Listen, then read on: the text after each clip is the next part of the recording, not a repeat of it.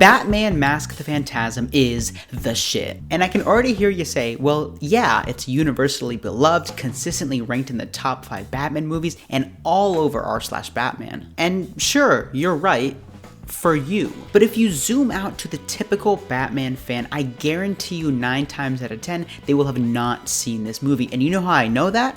I was one of those 9. 3 months ago, I hadn't read a single comic, watched about maybe half of the movies, and now look at me. Don't look at me. Still don't believe me? Let's look at Mask of the Phantasm's Rotten Tomatoes page. 5,000 plus user reviews. Very nice, very good. Now let's see Batman Begins. Okay, maybe that wasn't a fair comparison. Let's do Batman Returns.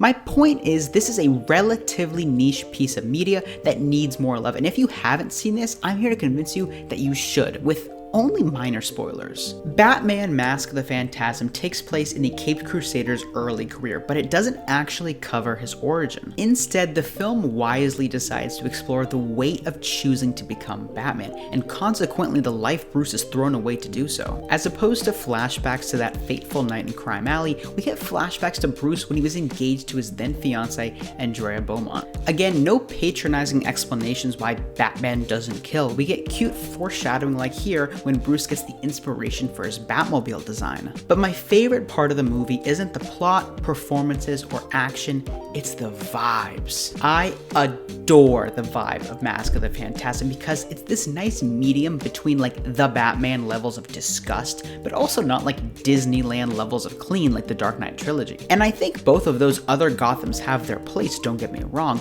but I think having such a 1940s look really makes this setting pop. And the music, chef's kiss. I can't play it, but I really appreciate how much weight the music has, especially in the action scenes, where it's kind of an old school approach, no sarcastic quips, no awkward CGI, just the sounds of punches and trombone. A secondary vibe, more so in the flashbacks, is like retro futurism. I really didn't expect this at all, and it serves a pretty important visual motif. Without going too far in, this world of tomorrow is pristine in the past, which is deeply tied into Bruce's outlook on Gotham and that choice to leave his normal life behind. And if you watch the end of the movie, you'll know how this resolves really well with the overall conflict. I was also pretty worried that this would kind of mentally compete with Batman Year One, which covers a lot of the same time frame, but I'm happy to say they fit really well and even kind of complement each other strangely. Now, I was not born in the 90s, but I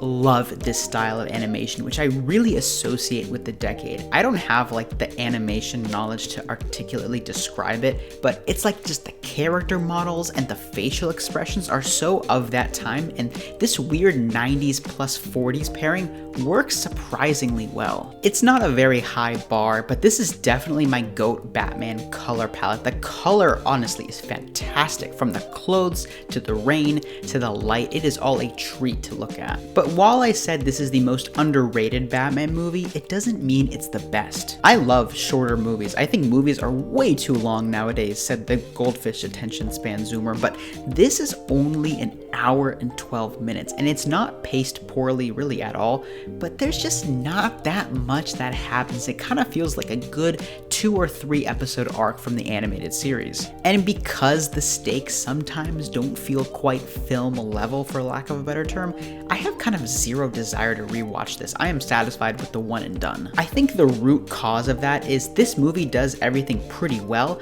but with one exception, which I'll talk about later, it doesn't really do anything the best. It's far from the best Batman action. It has solid writing, good but not legendary performances, competent but not jaw-dropping cinematography. So in the end, it's hard to give a good elevator pitch for this movie that doesn't have like a signature thing. But don't get it twisted, Kevin Conroy and Mark Hamill are the Batman and Joker. If you want the quintessential versions of these characters giving consistently great voice work, here they are. There are no bad performances, and even some of the side characters like Arthur Reeves, Andrea, and Alfred are really good times. Probably the most famous scene of the movie is also its best in my opinion, where Bruce talks to his parents' grave about him becoming Batman, and it's really emotional and kind of what I was missing when I read Year One. Again, it's not trying to compete with these other origins, instead it wisely picks moments like this, or even like when he puts on his suit for the first time. It's given so much weight I love that. And it knows when to have fun. There are legitimately a few moments in the movie that had me laughing out loud, especially with the Joker. The final thing I want to say on this is the thing I think it really does the best out of any Batman movie: the love story. And again, while I wouldn't say it's a particularly high bar,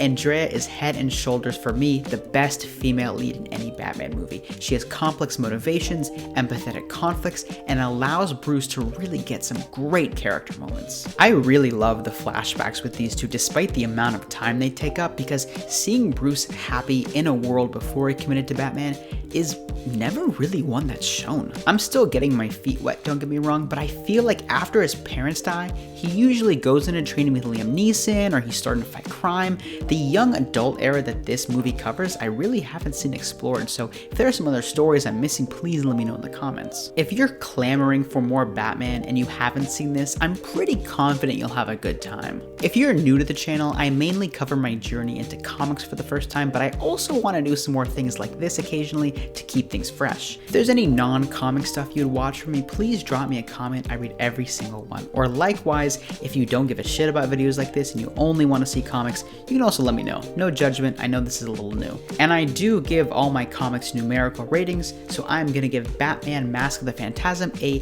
pretty good out of 10. Anyways, have a good one. Peace.